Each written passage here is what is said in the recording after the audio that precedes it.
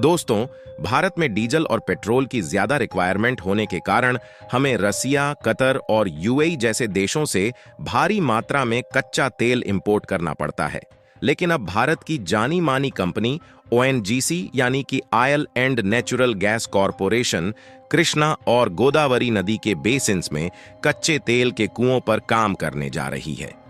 जिससे खुद भारत में ही भारी मात्रा में क्रूड ऑयल को निकाला जा सकेगा और इसके बाद दूसरे देशों से होने वाले क्रूड ऑयल के इंपोर्ट को बंद किया जा सकता है। क्योंकि इस समय देखा जाए तो भारत अपनी तेल और नेचुरल गैस की जरूरत का लगभग 48% हिस्सा अकेले कतर से इंपोर्ट करता है, जिसके लिए भारत को भारी भरकम मात्रा में पेमेंट चुकाना पड़ता है। हालांकि पिछले 2-3 महीनों में कतर और भारत के विवाद होने के कारण हमने ज्यादा से ज्यादा यूएई और रसिया जैसे देशों से कच्चे तेल को इंपोर्ट किया है। लेकिन अब देखा जाए तो भारत की जानी मानी कंपनी ओएनजीसी खुद गोदावरी और कृष्णा नदी में तेल के कुओं पर काम करने जा रही है, जिससे इन देशों से होने वाले क्रूड ऑयल इंपोर्ट को बंद किया जा सके। पूरी डेवलपमेंट क्या है इस वीडियो में समझते हैं, लेकिन वीडियो में आगे बढ़ने से पहले भारत की ओएनजीसी कंपनी के इस शानदार कदम के लिए वीडियो को एक लाइक जरूर करें और चैनल को भी सब्सक्राइब जरूर करें, जिससे हमारे चैनल की नई वीडियो सबसे पहले आपको मिल सके। दोस्तों, आज के समय में भारत जिस तेजी के साथ आगे बढ़ रहा है, इससे दुनिया के कई डेवलप्ड देश ये नहीं चाहते कि भारत दूसरे देशों से आगे बढ़े। आपको बता दें कि किसी भी देश को आगे बढ़ाने में उस देश की कंपनियों और फैक्ट्रीज का बहुत बड़ा रोल होता है, और भारत के साथ भी कुछ ऐसा ही हो रहा है, जिसमें भारत की बड़ी बड़ी और जानी मानी कंपनियां नए नए प्रोजेक्ट की शुरुआत कर रही हैं और दूसरे भी देशों में अपने पैर जमाने में कामयाबी हासिल कर रही है। लेकिन भारत की कंपनियों को आगे बढ़ने के लिए अपने इंफ्रास्ट्रक्चर डेवलपमेंट को बढ़ाने और ज्यादा मात्रा में प्रोडक्ट को प्रोड्यूस करने की जरूरत पड़ती है, क्योंकि अगर हम ज्यादा मात्रा में नए नए प्रोडक्ट प्रोड्यूस करते हैं तो उन्हें अन्य देशों में एक्सपोर्ट करके एक लार्ज अमाउंट प्रॉफिट कमा सकते हैं। और इन फैक्ट्रीज और कंपनियों में डीजल और पेट्रोल की काफी ज्यादा आवश्यकता होती है, जिसके लिए हमें दूसरे देशों से कच्चा तेल इंपोर्ट करना पड़ता है। इसके साथ साथ भारत का ट्रांसपोर्ट मार्केट भी तेजी के साथ आगे बढ़ रहा है, जिसके कारण डीजल और पेट्रोल की आवश्यकता बढ़ती जा रही है। लेकिन अब इन्हीं डीजल और पेट्रोल की जरूरत को पूरा करने के लिए भारत की जानी मानी कंपनी ओएनजीसी गोदावरी और कृष्णा नदी के बेसिन्स में ऑयल ब्लॉक पर अपने प्रोजेक्ट की शुरुआत कर रही है, जिसके लिए कमाल की बात यह है कि इस कंपनी को भारत सरकार की तरफ से 1000 करोड़ रुपए का अवार्ड भी दिया जा चुका है, जिससे ओएनजीसी कच्चे तेल को निकालने के लिए ऑयल ब्लॉक्स प्रोजेक्ट में लगने वाली लागत को आसानी से कंट्रोल कर सके। असल में साल 2002 और 2011 के बीच भारत की ओएनजीसी ने ब्राजील की पेट्रोब्रास और इटली की ईएनआई और नॉर्वे देश की रॉक सोर्स, इन तीनों कंपनियों के साथ मिलकर कृष्णा और गोदावरी नदी में डीप वाटर प्रोजेक्ट को शुरू किया था। भारत की ओएनजीसी कंपनी ने इन 3 कंपनियों को अपने साथ मिलकर ज्वाइंट वेंचर में डीप वाटर प्रोजेक्ट पर काम करने के लिए कहा था,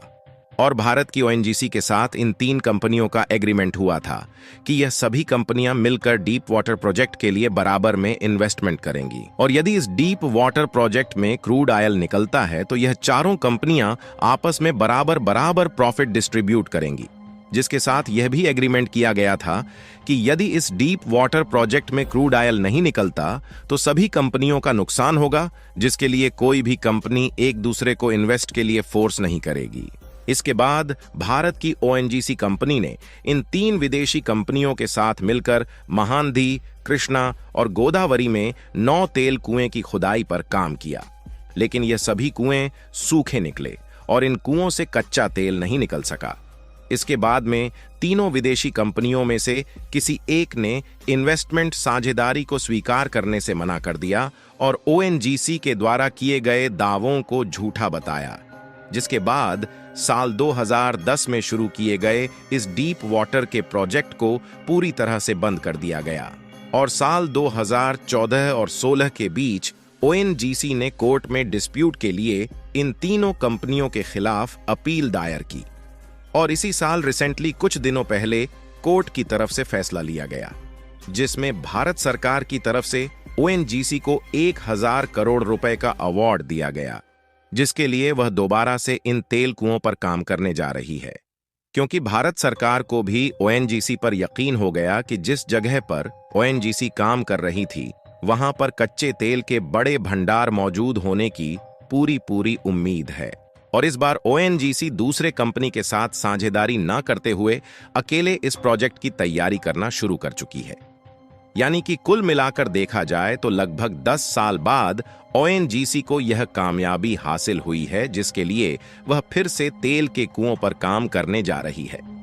और हमने वीडियो की शुरुआत में बताया था कि भारत जिस तेजी के साथ आगे बढ़ रहा है उससे डेवलप्ड देश भारत को रोकने की भरपूर कोशिश कर रहे हैं। इसका अंदाजा आप इस बात से लगा सकते हैं कि भारत और ईरान के ट्रेड रिलेशंस पहले से ही काफी अच्छे रहे हैं और ईरान की दूरी भारत से कम होने के कारण साल 2019 के पहले भारत ईरान से ही ज्यादा से ज्यादा कच्चा तेल और नेचुरल गैस खरीदता था, जिसमें ईरान भारत को सबसे सस्ते दामों में कच्चे तेल एक्सपोर्ट करता था,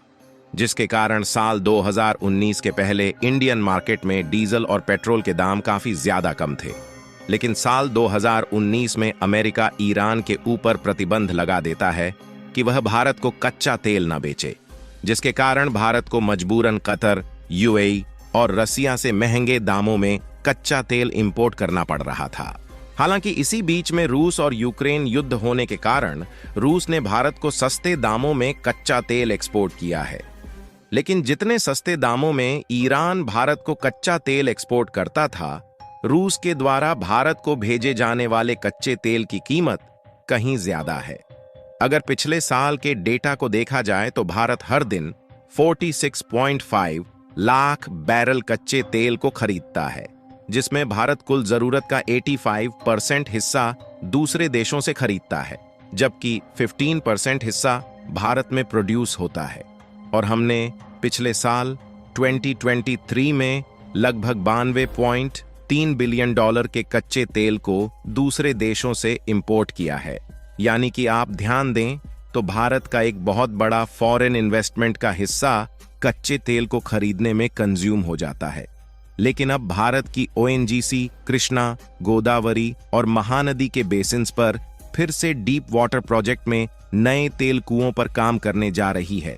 जिससे भारत की फॉरेन इन्वेस्टमेंट का एक बहुत बड़ा रेवेन्यू बचने वाला है, जो कि कच्चे तेल को खरीदने में इन्वेस्ट हो जाता है। यही नहीं, इसके अलावा अमेरिका के द्वारा ईरान पर लगा प्रतिबंध हटा लिया गया है, जिससे अब ईरान भारत को दोबारा से कच्चे तेल बेचने जा रहा है। और 15 जनवरी को एस जयशंकर ईरान के दौरे पर गए हुए थे, जहां पर ईरान और इंडिया के बीच बायलैटरल ट्रेड को बढ़ाने की बात की गई। और वहां से उनके लौटते ही ईरान और पाकिस्तान के बीच युद्ध शुरू हो गया। इसके बाद ईरान ने भारत को एक और बड़ा ऑफर दिया कि वह ईरान से ज्यादा मात्रा में कच्चा तेल खरीदें, जिसके लिए वह सस्ते दामों में कच्चा तेल देने के लिए तैयार है। यानी कि कुल मिलाकर एक तरफ जहां ओएनजीसी तेल कुओं पर काम करने जा रही है, वहीं ईरान जैसे देश दोबारा से भारत को सस्ते दामों में कच्चे तेल और नेचुरल गैस बेचने के लिए तैयार है। बाकी आपको क्या लगता है कि ओएनजीसी जिस प्रोजेक्ट की शुरुआत दोबारा से कर रही है, इस बार सफलता मिलेगी या नहीं? अपनी राय कमेंट में जरूर बताएं। और भारत की कंपनी द्वारा उठाए गए इस शानदार कदम के लिए इस वीडियो को एक लाइक जरूर करें और अपने मित्रों तक शेयर करें, ताकि उन्हें भी जानकारी मिल सके। इसी तरह और भी नॉलेजेबल वीडियो देखने के लिए चैनल को सब्सक्राइब करके बेल नोटिफिकेशन को ऑल पर जरूर रखें। जय श्री राम।